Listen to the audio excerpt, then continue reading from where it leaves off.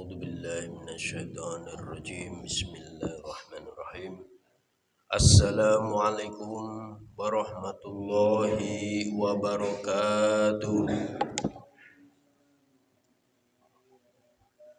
Alhamdulillahi rabbil alamin wa bihi nasta'in ala umurid dunya waddin wassalatu wassalamu ala asrafil anbiya'i wal mursalin wa ala sayyidina Muhammadin wa ala alihi wa sahbihi ajmain.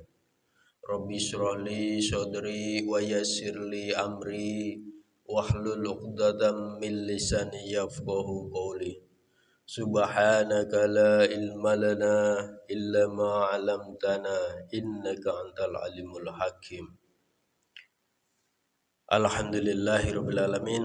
Jamaah Masjid Al-Madinah yang dirahmati Allah.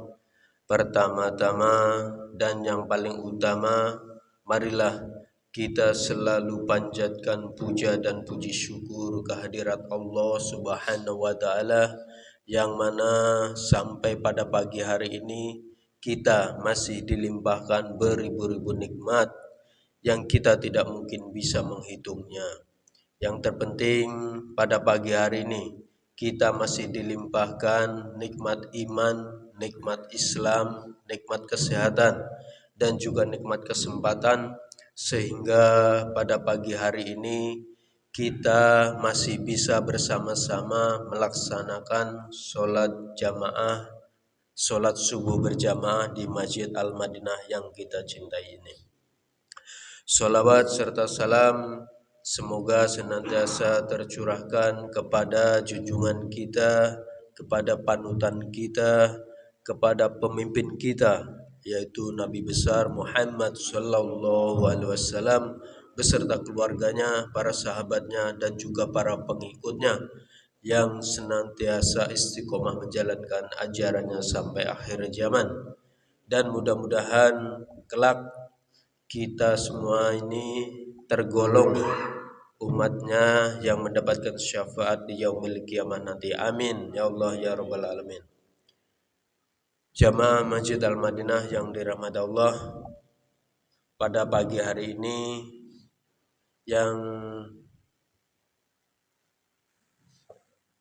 untuk mendapatkan jadwal sebenarnya Pak Ustadz Ali Ahmed, kebetulan beliau berhalangan hadir.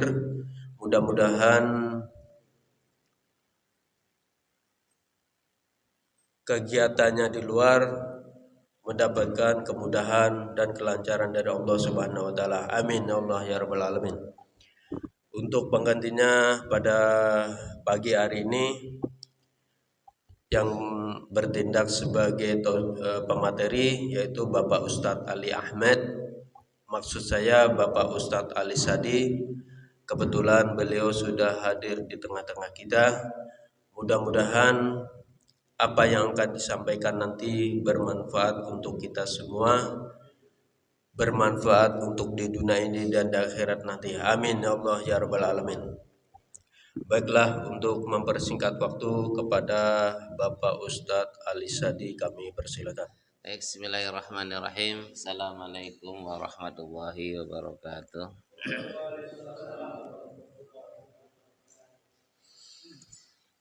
Innal hamdalillah alladzi khalaqal mauta wal hayata liyabluwakum ayyukum ahsanu amala. Asyhadu an la ilaha illallah wahdahu la syarikalah wa asyhadu anna Muhammadan abduhu wa rasuluhu ba'd. Faqad qala ta'ala fil Qur'anil Karim, a'udzu billahi minasyaitonir rajim. Bismillahirrahmanirrahim. Ya ayyuhalladzina amanu taqullaha wal tanzur nafsum ma qaddamat lighad wa taqullaha innallaha khabirum bima ta'malun. Qad qala aidan qad aflahal mu'minun alladzina hum fi salatihim khashi'un walladzina hum 'anil laghwi mu'ridun.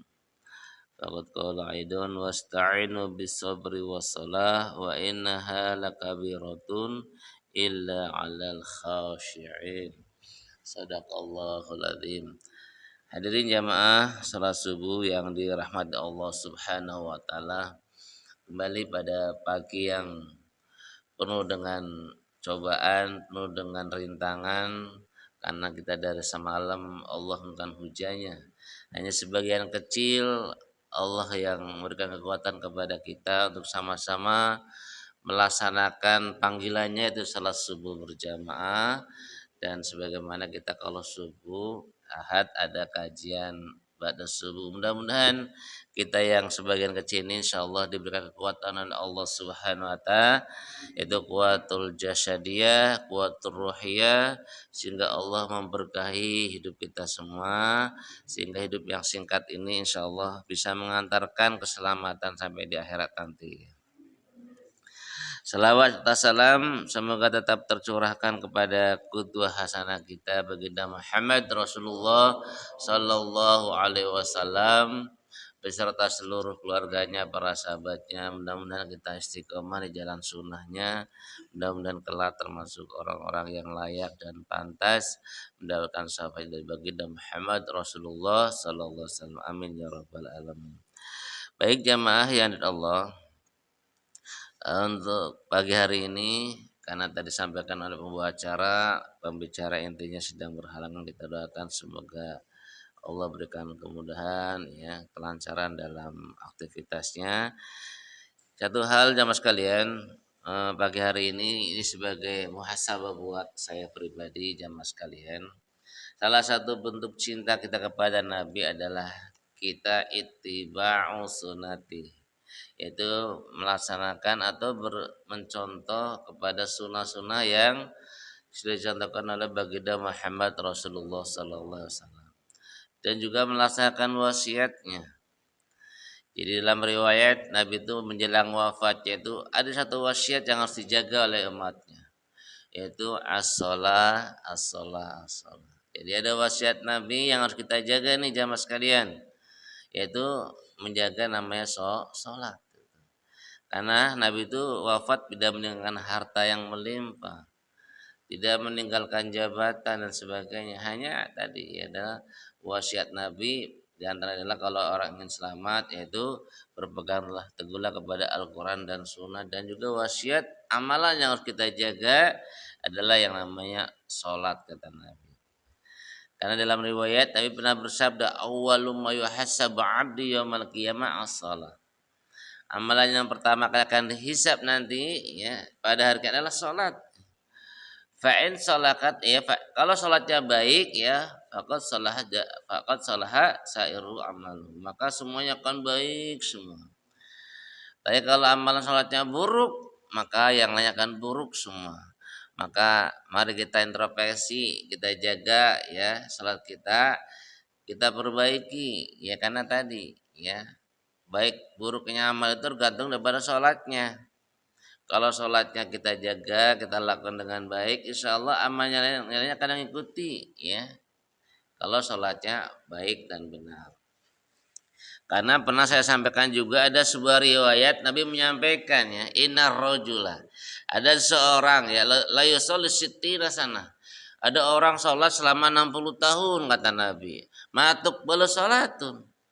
Tidak ada satupun sholat yang diterima. Jadi ternyata ini sebuah peringatan buat kita. Ada seseorang umurnya 60 tahun, tidak ada satupun ya dari 60 tahun itu dia laksanakan, tidak ada satupun yang diterima oleh Allah Subhanahu wa taala. La'allahu yutimma ruku'a wa la yutimma sujuda. Kata Nabi bisa jadi orang itu tidak rukunya sempurna, sujudnya tidak sempurna. Sebaliknya yutimma sujuda wa la yutimma ruku'a. Bisa jadi ya sujudnya sempurna, rukuk tidak sempurna. Itulah yang menyebabkan orang yang tidak terima. Ini hadis Hasan dari Ibnu Saiban ya, dari sahabat Abu Hurairah. Ini peringatan buat kita nih. Umur kita rata-rata udah 40 tahun ke atas ya, Pak Tarno ya. Pak Ir berapa Pak Ir? 17. 256 udah mungkin 60. Ini ada ya saudara kita tamu dari Banana, Pak Uyi udah hampir 70 tahun Pak Uyi ya, 69 tahun, bonusnya luar biasa ya. Ini kadang-kadang kita merasa aman. Ini jangan-jangan kita umur sudah apa kalau orang bilang Betawi bau tanah gitu. Masih mengabaikan salatnya, naudzubillah. Jadi ada orang umur 60 tahun kata Nabi, matuk balos salatun, tidak satu pun yang terima salatnya. Walaupun hanya sekali saja, bayangin coba kita 5 kali sehari salat selama 60 tahun, nggak ada satu pun yang terima. Nah kata Nabi bisa jadi ya la'allahu yutimmar ruku'a, bisa jadi dia itu rukunya sempurna wala yutimma sujuda, sujudnya sempurna. Sebaliknya sujudnya sempurna ya rukunya tidak sempurna. Tapi kata Syekh Ali Jabir ketika menafsirkan hadis ini bukan hanya sekedar fisiknya saja. Ya mungkin secara fisiknya gitu, tapi yang tak kalah pentingnya adalah menjaga amalan hatinya. Bisa jadi faktor karena hatinya niatnya kurang lurus, bukan karena Allah sholatnya, mungkin karena mungkin ingin pujian manusia, ingin ya mungkin karena jabatan dan sebagainya. Ada kan sholat pencitraan gitu kan. Sholatnya kalau menjelang pemilu sholat jadi imam sholat, itu kan diliput media, itu calon pemimpin. Ada kan model begitu. Sholatnya hanya pencitraan biar dibilang orang baik. Ini yang model-model begini yang bukannya diterima malah jadi dosa karena sholatnya bukan karena Allah. Biasanya nih para politisi-politisi, para orang yang mengejar jabatan karir kadang-kadang tadi ibadahnya hanya pencitraan karena ingin mendapat sanjungan media dan sebagainya. Jadi kata Al-Sabir bisa jadi sholat itu karena hatinya tidak lurus. Atau tadi faktor lain ya karena tadi ya kurang sempurna dalam melaksanakannya tadi secara zahiriyah dan batiniahnya. Inilah jamaah sekalian yang memang harus kita jaga nih amalan sholat yang sebentar. Ingat ibadah itu lama apa sebentar sih Pak? Halo, ibadah lama apa sebentar nih Pak Ir? Kita hidup. Benar. Apa sebentarnya? Sampai besok, sampai kita mati saja hidup ini ternyata. Hidup apa ibadah sebentar sampai mati. Kalau udah mati udah nggak ada lagi perintah ibadah. Bisa jadi kalau nanti siang mati udah nggak ada lagi kewajiban ibadah, betul nggak? Jadi ibadah itu finishnya sampai mati. Jadi bisa ya di antara kita mungkin kalau umurnya sampai besok ya udah selesai sampai besok udah ibadah, habis itu nggak ada lagi sholat, nggak ada lagi puasa, nggak ada lagi ngaji, ya nggak ada lagi sedekah. Jadi sekali lagi harus kita tanam ibadah itu sebentar bukan lama. Kenapa? Karena tadi finishnya kalau sudah mati udah selesai, game over, yang nggak ada lagi perintah ibadah yang lainnya. Nah kita kadang-kadang suka berpikirannya lama gitu kan. Karena ternyata ibadah itu sebentar. Batasnya apa? Sampai mati saja. Nah perkara mati kita gak ada yang tahu. Ya bisa lusa, bisa hari ini dan sebagainya gak ada yang tahu. Karena kata Allah apa? Fa idza jaa ajaluhum la yastakhiruna sa'atan wa la yastaqdimun. Kalau ajal sudah datang itu tidak bisa dimajukan dan juga tidak bisa dimundurkan. Ya sudah, kita tinggal mempersiapkan diri. Kira-kira bekal apa amal apa yang akan kita bawa untuk menghadap Allah Subhanahu wa taala. Ini yang sekali lagi jamaah sekalian, ya kita ya mumpung ada kesempatan nikmat sehat, nikmat itu kita isi dengan amal-amal soleh yang akan kita bawa untuk menghadap Allah Subhanahu wa taala. Kembali dari tadi amalan yang pokok yang harus kita jaga sebagaimana wasiat Nabi adalah paling pokok adalah sholat. Banyak keterangan yang lain ya yang menguatkan betapa pentingnya kita menjaga sholat. Ya. As-sholatu imaduddin kan sering kita dengarkan gitu kan. Adalah tiang agama ya. Faman aqoma faqad aqoma din, siapa yang menegakkan sholat maka dia menegakkan agama. Sebaliknya orang yang tidak sholat maka dia orang yang termasuk hadamadin, menghancurkan agama. Hari ini banyak orang yang melalaikan sholat sekalian. Jadi ini sebagai muhasabah introspeksi buat kita semuanya. Jamaah sekalian, jadi kembali ya. Ya kita harus menjaga wasiat Nabi yang namanya sholat. Ya, dan tadi syaratnya kita luruskan niat kita dalam ibadah sholat, baik nih cara batinnya kita jaga, lahiriahnya juga harus kita jaga caranya tadi. Dari mulai bab ruku ya dari karena dalam riwayat ada seorang sahabat Nabi jamaah sekalian. Nabi sedang di masjid, ada orang masuk ke masjid sholat gitu kan. Setelah sholat dia beri salam kepada Nabi. Ya. Nabi apa? Mengingatkan ya, irji ya, fa innaka lam tusalli karena kamu belum sholat. Udah kamu kembali lagi sholat lagi. Sampai 3 kali sahabat Nabi tadi ditegur Nabi untuk mengulang ya sampai 3 kali. Maka apa kata Nabi ya demi Allah yang mengutus engkau dengan hak ya fa'asin ya Pak tolong kita hanya bisa ini doang perbaiki ya Allah ya Rasulullah inilah yang aku tahu sholatnya maka Nabi mengajarkan kalau sholat mulai dari takbirnya ya berdirinya takbirnya ruku sujudnya Nabi ajarkan sahabat tersebut itulah yang kemudian Nabi memerintahkan ya shollu kama ra'aitumuni usolli. Dibayangkan orang hidup bersama dengan Nabi, ya salah sholatnya. Bedanya kalau dulu kan langsung Nabi ingatkan, ini lo cara sholatnya begini.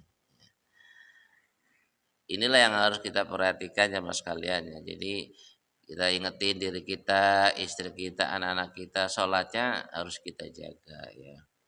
Karena ternyata apa? Kalau sholatnya benar itu insya Allah semuanya akan mengikuti. Maka kalau kita ada masalah dalam kehidupan apapun, kita kembali kepada Allah Subhanahu wa taala.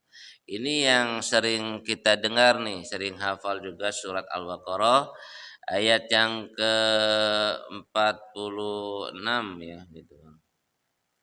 45 dan 46 wasta'inu bis-sabri was-salah wa innaha lakabiratun illa 'alal khashiin alladzina yadhunnuna annahum mulaqu rabbihim wa innahum ilaihi raji'un. Ini harus kita pahami, kita yakin dan kita amalkan. Jadi kata Allah wasta'inu bis-sabri was-salah dan mohonlah pertolongan ya kepada Allah dengan sabar dan salat kata Allah. Jadi kalau kita ada masalah kehidupan apapun jemaah sekalian simpel Islam itu mengajarkan. Jangan lari kemana-mana. Jadi kita kalau sedang diuji apapun ujiannya, ujian keluarga, ujian kesehatan, ujian ekonomi. Kenapa? Allah sudah memberikan jalan keluarnya. Apa kata Allah? Wasta'inu bisobri wassalah. Dan mohonlah pertolongan kepada Allah dengan sabar dan sholat. Maka kalau tak ada ujian kita terima dulu tuh, ya sakit misalnya kita terima dulu. Ya kenapa tadi? Kalau kita nggak terima nggak ridho, bukan malah pahala malah dosa iya kan? Terima dulu kita terima ini ketentuan Allah takdir Allah. Setelah terima baru kita uraikan apa mohon kepada Allahnya bisa wassalah dengan sholat wudu ya kemudian sholat minimal 2 rakaat hajat kita apa di kita sedang uji kesehatan misalnya minta kepada Allah ya Allah kau telah mengujiku dengan sakit ya, berilah kekuatan ya Allah kesembuhan kesehatan biar bisa ibadah dengan tenang dengan tumainah ujian apalagi apapun yang Allah berikan maka solusinya tadi dengan sabar dan sholat maka sholatnya harus kita perbaiki itu ya kaifiyah caranya jadi ya luar biasa Allah tuh sudah memberikan solusi kepada hambanya jadi wasta'inu bisabri wassalah wa innaha lakabiratun ila 'alal khashiin jadi kata Allah sungguhnya ya salat itu sangat berat ya kecuali orang-orang yang khusyuk. Jadi berat sekali ya. Jadi ternyata tidak ringan sholat itu ya. Subuh apalagi kalau ditambah hujan, wow udah ngeringkuk lagi gitu kan. Ya, yang rumahnya jauh. Kalau rumahnya dekat Pak enak mesin. Yang jauh kan ujiannya berat.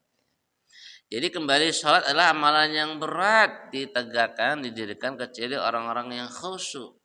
Apa orang yang khusyuk? Ada yang tahu khusyuk apa artinya?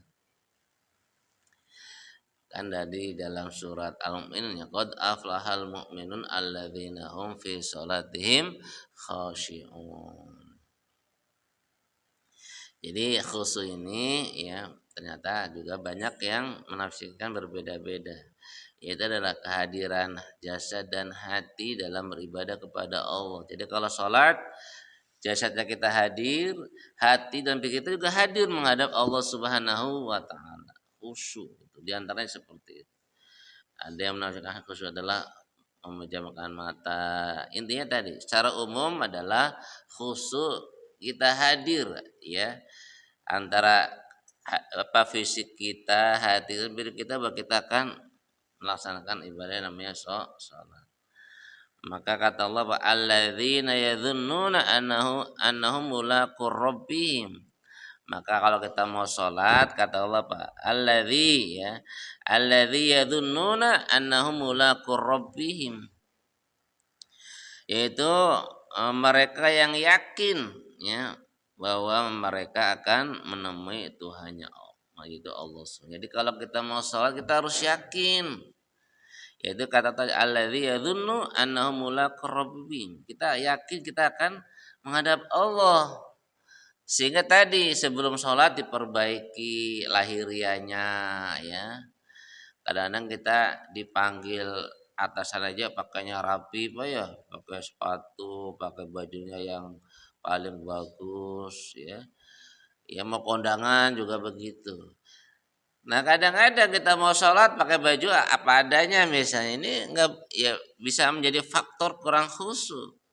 Apalagi mungkin mohon maaf kalau bajunya mungkin nggak dicuci-cuci bisa ya kan, akan mempengaruhi apa aroma yang bisa jadi tidak mengganggu kekhusyukan sholat. Maka sunnahnya sebenarnya kalau mau sholat pakai baju yang bagus dan pakai wangi-wangian ya gitu. Minyak wangi, aroma sehingga apa membantu khusyukan. Maka kalau bisa sajadahnya juga jangan sampai bau apa mas ya, bau lembab. Kadang-kadang coba kalau kita sholat sajadahnya bau nggak enak, pengen cepet-cepet bangun kan Pak ya. Coba kalau yang wangi nyiumnya enak juga gitu kan. Maka sunnah juga kalau mau sholat ya tadi sajadahnya dikasih pewangi ya bajunya sehingga kita nyaman sholatnya. Tapi kalau sebaliknya kalau saja bau lembab atau ya, bau yang kurang nyaman maka ketika situ pun pengen segera bangun. Kenapa? Karena sunahnya kan harus antara jidat, hidung, tangan menyentuh. Nah, dia kalau hidung menyentuh berarti pasti akan menghirup aroma yang dia sujud.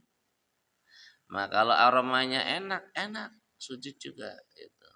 Jadi kalau aroma tidak enak gitu.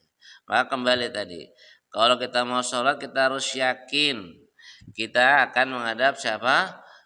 Allah Subhanahu wa taala alladzi yadhunnu mulaqar rabbihim wa innahum ilahi raji'un. Ya. Dan bahwasanya mereka juga akan kembali kepada Allah Subhanahu wa taala. Jadi kita semua juga akan kembali, akan mati. Jemaah sekalian, kita nggak akan hidup selamanya. Jadi hidup sebentar. Nggak tahu di antara kita yang umurnya sampai tua nggak ada yang tahu nih. Ini Pak Oyi udah hampir 70 ya, 69 gitu. Jarang ya. Ya, teman-teman kita bahkan anak-anak kita udah meninggal kan. Di Blok O ini ada ya dulu siapa Raffi umur paling 9 tahun, mau apa Rauf. Ya masih anak-anak udah meninggal. Kembali jadi kita semua harus yakin kalau kita mau sholat kita harus sadar yakin kita akan menghadap Allah ya, sehingga perbaikilah tadi mulai dari cara wudhunya yang benar, berpakaiannya yang rapi ya. Kemudian tadi kita harus yakin kita semua setelah itu akan kembali kepada Allah Subhanahu wa taala. Kita semua akan mati ya, jadi nggak ada yang abadi ya, semua yang kita miliki akan dipertanggungjawabkan oleh Allah Subhanahu wa taala. Dan lagi-lagi kemuliaan orang itu bukan karena jabatannya, ya, bukan karena hartanya, bukan karena status sosialnya, kaya miskinnya, itu bukan menjadi faktor kemuliaan orang di mata Allah. Jadi yang mulia adalah apa kata Allah? Apa ciri kemuliaan di mata Allah? Apa Peri? Takwanya. Inna akramakum indallahi atqakum. Jadi inna akramakum indallahi atqakum. Orang yang mulia itu tadi bukan karena jabatannya, status sosialnya, ya, kaya, miskin, bukan. Mulia itu adalah orang yang takwa, itulah orang yang mulia. Kita lihat Nabi itu luar biasa, kaya raya dulunya ya. Ya, tapi hartanya habis untuk di jalan dakwah. Ya, sampai habis semuanya. Dan banyak sahabat juga yang tadi ya kaya raya ketika masuk Islam hartanya habis untuk dakwah. Dan juga ada yang sampai hartanya melimpah juga banyak. Dan semuanya mereka mulia, yang kaya mulia, yang miskin juga mulia. Kenapa? Takwa semua kepada Allah. Jadi ini yang harus kita jangan minder menghadapi orang, wah dia orang pejabat, biasa aja gitu kan. Mobilnya banyak, rumahnya banyak, biasa aja ya. Kalau dia nggak takwa, ya sama aja kan hancur binasa. Fir'aun kan hancur dengan jabatannya, tahta ya hartanya. Korun semuanya kan binasa. Jadi kita yang harus yakini kita ini akan dimuliakan Allah kalau jadi orang bertakwa. Ya. Jadi kembali jemaah sekalian. Jadi kembali tadi dalam surat Al-Baqarah ya. Jadi Allah memerintahkan kepada kita wasta'inu bisabri wassalat dan mohonlah pertolongan kepada Allah dengan sabar dan sholat ya. Kemudian selanjutnya kata Allah wa innaha lakabiratun illa 'alal khashi'in. Sungguhnya ya itu sangat berat, sabar itu sangat berat ya. Kecuali orang-orang yang khusyuk ya. Nah, orang itu akan khusyuk dalam ibadah. Pertama ya, diantaranya para ulama menyimpulkan ya, dia tahu betul apa yang dia baca sholatnya. Jadi kita mulai hari ini nih kalau pengen khusyuk, tahu arti sholat yang kita baca dari mulai bab niatnya, doa iftitahnya, al-fatihahnya, harus tahu. Kenapa? Akan membantu khusyukan kita dalam sholat. Kalau nggak ngerti, ya mohon maaf nanti kayak orang mabuk kan. Antakulu malah ta'lamun. Mereka ngomong tapi nggak ngerti apa yang dia ucapkan. Maka antara yang bisa membantu khusyuk adalah tahu makna yang dia baca. Kemudian alladzi yadhunnu ya dia hadir yakin dia akan menghadap Allah Subhanahu wa taala. Dia yakin dipantau, dilihat. Bahkan tingkatan yang paling tinggi dalam ibadah adalah al-ihsan, anta'budallaha ka'annaka tarahu fa illam takun tarahu fa innahu yaraka. Engkau beribadah kepada Allah seolah-olah engkau melihatnya. Kalau engkau tidak melihat maka Allah akan melihatmu. Itulah tahap tingkatan orang ibadah yang paling tinggi seperti itu.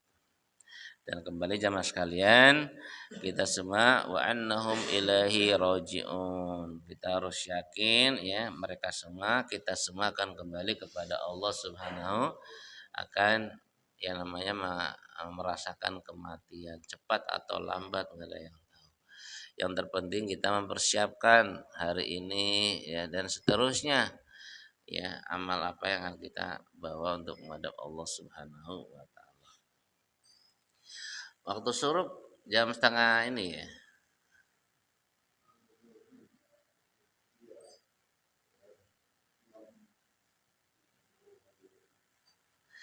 Baik, mungkin ada yang bertanya sebelum kita lanjutkan. Apa cukup aja?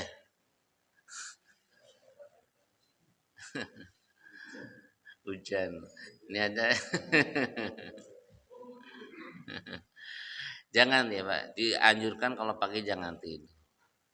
Ya sunnahnya itu tidur itu antara sebelum zuhur atau pada zuhur boleh. Tapi kalau tidur habis Pak subuh kemudian habis asar tuh nggak boleh. Dipaksain apa aktivitas yang biar ngelawan ngantuk gitu. Ini kadang kita ini kadang apalagi kalau bulan Ramadan ya habis sahur wah udah ngancem tidur lagi itu nggak boleh. Dipaksain apa aktivitas apa yang melawan jangan jangan tidur.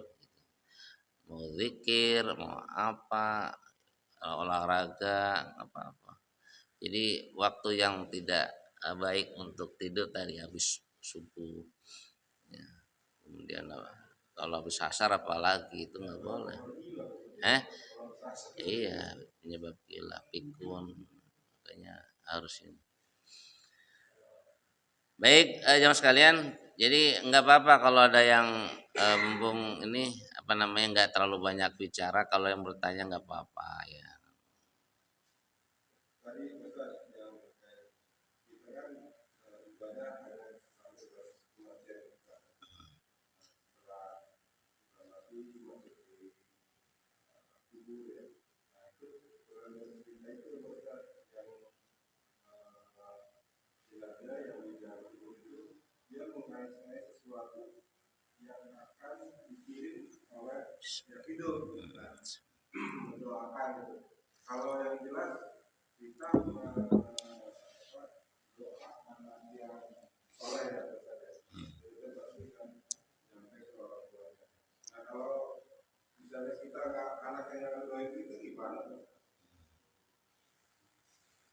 Ya memang betul ya. Jadi ternyata memang ada amal soleh yang pahala yang ngalir terus ya.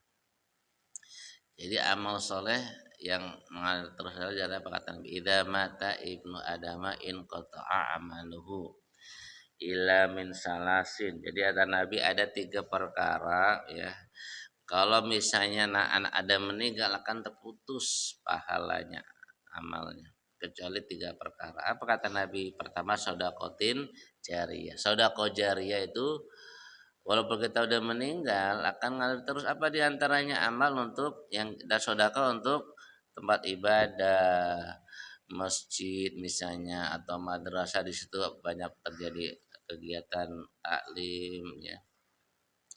Yang kemudian kalau orang menggunakannya pahalanya dapat. Nah itu akan mengalir terus nih walaupun kita nggak sholat, nggak belajar di situ.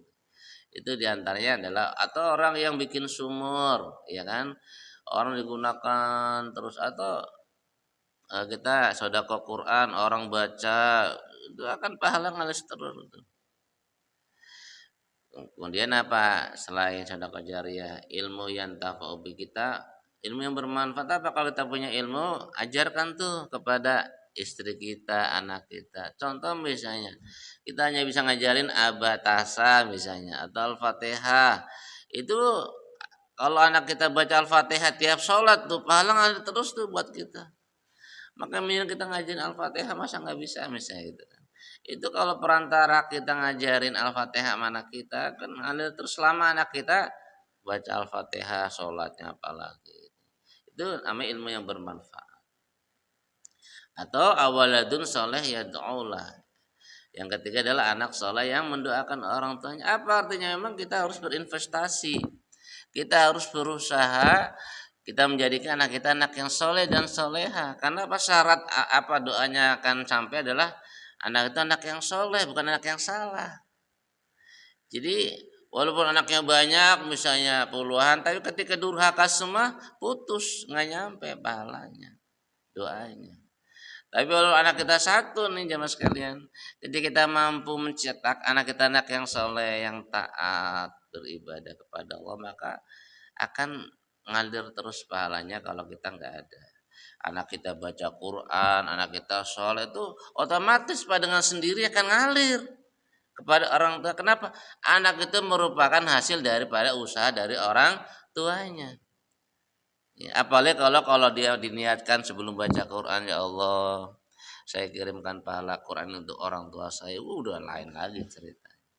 Ya sementara enggak diniatkan begitu saya udah otomatis kalau anak yang soleh itu akan sampai kepada orang tuanya. Kalau punya harta niatkan infak buat bapak kita, orang tua kita yang nggak ada itu kan ada terus.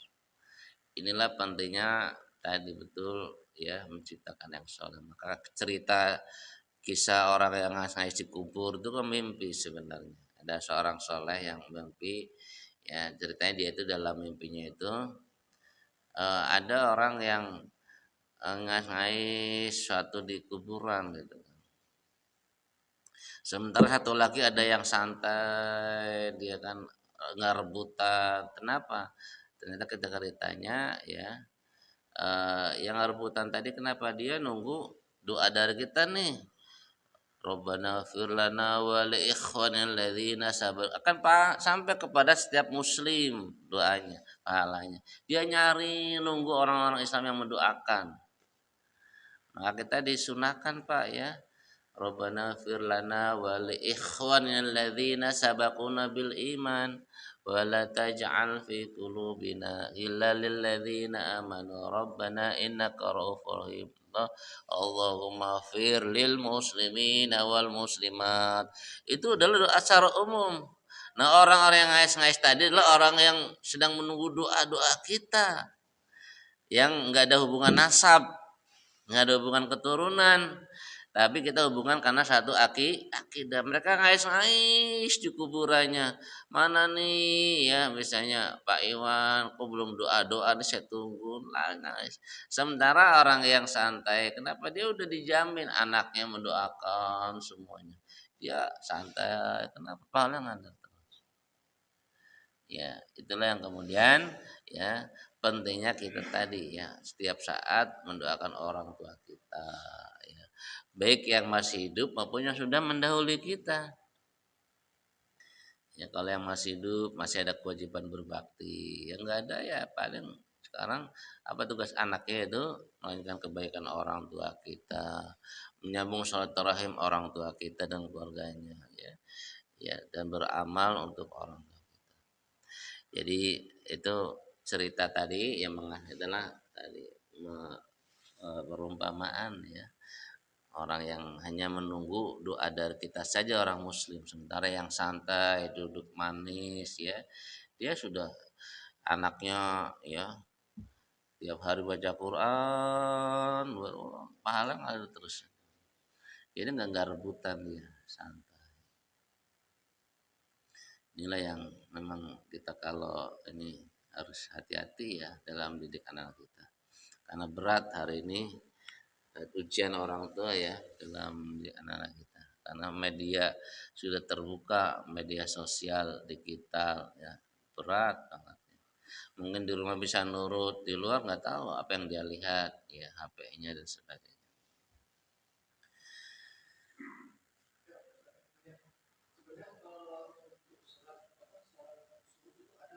Kenapa? Suruk ada.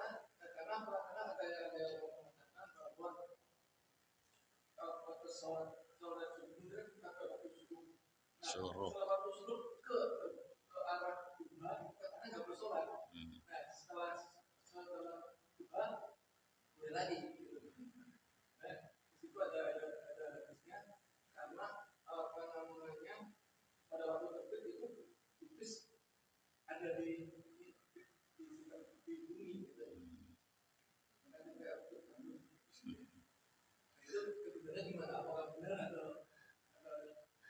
Kalau surut, sholat suruk ada dalilnya, disebutkan kata Nabi siapa yang sholat subuh kemudian dia zikir ya baca Quran dan sebagainya atau taklim sampai suruk kemudian dia sholat 2 rakaat, katanya apa dia orang akan mendapatkan pahala seperti pahala haji dan umroh tamah sempurna. Nah batasan suruk itu kurang lebih tadi antara, kan sekarang misalnya subuh jam 4.12 sekarang 13 ya, 20 menit tambah itu aja berarti sekitar tadi setengah 6 betul itu waktu suruknya, kurang lebih perhitungannya gitu. Nah suruk itu termasuk sholat duha awal juga, ada yang menafsirkan suruk adalah awal duha sebenarnya, maka cuma 2 rakaat. Walaupun nanti setelah itu boleh duha jam 9, jam 10 silakan. Ya memang ini yang terjadi debatable ya di kalangan para ulama. Tapi intinya kalau syuruk ada dalilnya ya, dan bahkan pahalanya nih kalau kita habis subuh taklim begini ya, kemudian sholat syuruk 2 rakaat, kata Nabi orang itu akan memperoleh pahala seperti pahala haji dan umroh sempurna sempurna. Wallahu a'lam, mungkin itu ya yang jadi kita ya kalau kita yakini amalkan, karena itu hadisnya enggak terjadi debatable kalau yang suruk itu ya. Kalau antara batai sampai nah memang dia menafsirkan tadi ada suruk dikatakan duha apa waktu duha awal ada gitu. Sebenarnya ada yang menafsirkan begitu suruk. Ini karena waktu udah suruk nih saya mohon maaf tidak dilanjutkan ya. Nanti insya Allah mungkin lain kali. Ya, intinya ya pagi hari ini introspeksi buat saya jamaah sekalian khususnya, yuk kita perbaiki sholat kita masing-masing sebelum yang lainnya. Jaga niatnya, jaga cara-caranya. Kalau nggak bisa jangan malu bertanya. Rukuknya, sujudnya, jangan malu. Walaupun udah tua misalnya nanya. Terutama wudhunya nih. Kalau wudhunya nggak sah pasti sholatnya sampai kapanpun nggak sah. Kenapa? Karena miftahus sholat adalah tahuro, bersuci wudhu. Ya sebelum maka kalau sebelum sholat wudhunya perbaiki dari bab niatnya. Kadang-kadang udah tua juga banyak yang wudhunya asal-asalan, saya nggak sempurna ininya sikutnya nggak basah ya, kakinya misalnya nggak sampai mata kaki. Naudzubillah, maka sampai kapanpun akan tidak akan diterima. Maka perbaiki dari bab sebelum sholatnya wudhunya, pakai bajunya. Insya Allah kalau kita sudah memahami ya bab terkait dengan kafiyah wudhu, kayak cara wudhu, cara sholat, mudah-mudahan eh, Allah menerima saja. Karena saya juga pernah menyampaikan kan kata Imam Ibnu Qayyim Al-Jauzi ada tingkatan sholat, ada lima tingkatan sholat itu kan. Ini yang kadang-kadang kita harus serem juga kalau menurut beliau. Ya, lain kali kita cobakan bedah terkait dengan 5 tingkatan sholat apa orang dalam sholat menurut Imam Ibnu Qayyim Al-Jauzi. Mudah-mudahan kita termasuk orang yang sholatnya diterima oleh Allah Subhanahu wa taala. Demikian barangkali yang bisa kami sampaikan karena waktu sudah surut. Mudah-mudahan Allah ridho, Allah berikan kemudahan kita ya mengamalkan perintah sholat. Demikian walafuminkum wassalamualaikum warahmatullahi wabarakatuh. Demikian tadi tausiah dari guru kita Bapak Ustadz Ali Sadi. Mudah-mudahan apa yang disampaikan bisa menjadi pelajaran, bisa menjadi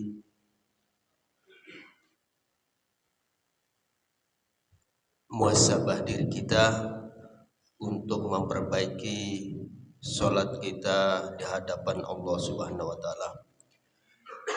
Baiklah jamaah Masjid Al-Madinah, marilah kita tutup dengan bacaan hamdalah dan doa tutup majelis. Alhamdulillahirabbil alamin. Subhanaka Allahumma wa bihamdika asyhadu an la ilaha illa anta astaghfiruka wa atubu ilaik. Wassalamualaikum warahmatullahi wabarakatuh.